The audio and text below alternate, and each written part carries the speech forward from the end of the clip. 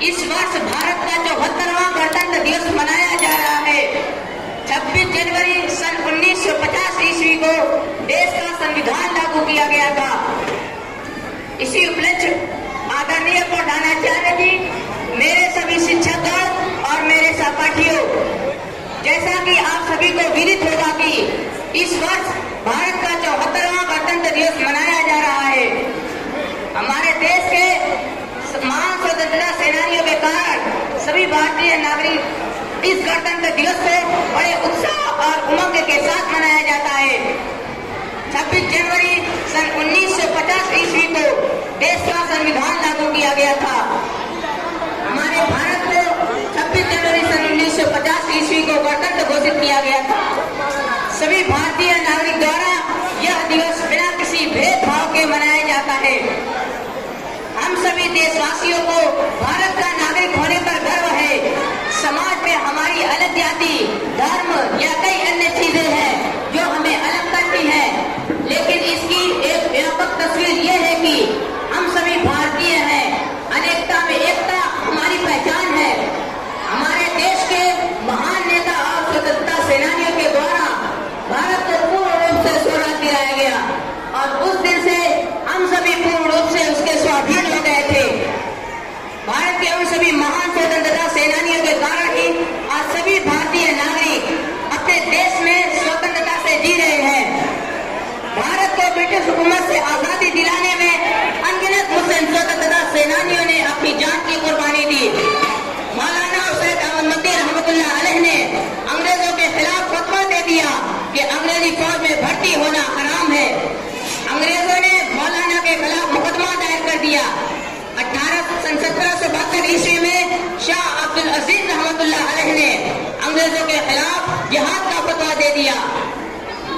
हमारे देश के इतिहास में 1857 की मंगल पांडे की क्रांति को आजादी की पहली क्रांति माना जाता है, जबकि सच्चाई ये है कि शाह अब्दुल अजीज रहमतुल्लाह अलैह 85 साल पहले ही हिंदुस्तानियों के दिलों में आजादी की क्रांति का लहर जला चुके थे। आज टीपू सुल्तान को लेकर विवाद है, लेकिन हैदर अली के बाद उनके बेटे टीपू सुल्तान भी भारत इतिहास के एक ऐसे योद्धा भी थे जिनकी सूझबूझ ने कई बार अंग्रेजों को घुटने टेकने पर मजबूर कर दिया। अपनी वीरता के कारण ही वो शेरे मैसूर कहलाए। मुस्लिम नेतृत्व व स्वतंत्रता के लिए भारतीय संघर्ष में बड़ी भूमिका निभाई और महत्वपूर्ण बलिदान दिए। अंतिम मुगल शासक बहादुर शाह जफर से लेकर नवाबों, राजकुमारों और सभी जमींदारों, उलमा और आम लोगों तक ने भी चुनौतियों का सामना किया और बलिदान दिया। भारत के उन सभी वीर जवानों के बलिदान से आज सभी भारतीय नागरिक अपने देश में स्वतंत्रता से जी रहे हैं। भारत संविधान स्थापित होने से सभी नागरिक अपने मौलिक अधिकारों का प्रयोग बिना भय के कर सकता है। भारतीय समाज में अलग अलग जाति और समुदाय से संबंधित सभी नागरिक निवास करते हैं कि भारत एक ऐसी भूमि है जो अनेकता में एकता का एक महान उदाहरण है।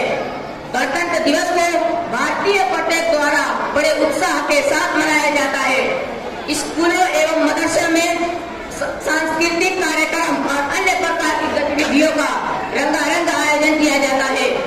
परेड में सेना द्वारा दिखाए जाने वाले हथियार और उपकरण हमारे आर्म फोर्स की शक्तियों को भी गणतंत्र दिवस के उपलक्ष्य में दर्शाया जाता है। हमारे देश के महान नेता और स्वतंत्रता सेनानी महात्मा गांधी, भगत सिंह, चंद्रशेखर आजाद, लाला लाजपत राय, सुभाष चंद्र बोस, अब्दुल गफ्फार खां, मौलाना मोहम्मद अली और शौकत अली जौहर, पंडित जवाहरलाल नेहरू, सरदार वल्लभ भाई पटेल, लाल बहादुर शास्त्री आदि हैं। भारत को एक आजाद देश बनाने के लिए इन लोगों ने अंग्रेजों के खिलाफ लगातार लड़ाइयाँ लड़ी। हम अपने देश के लिए इनके समर्पण को कभी नहीं भूल सकते।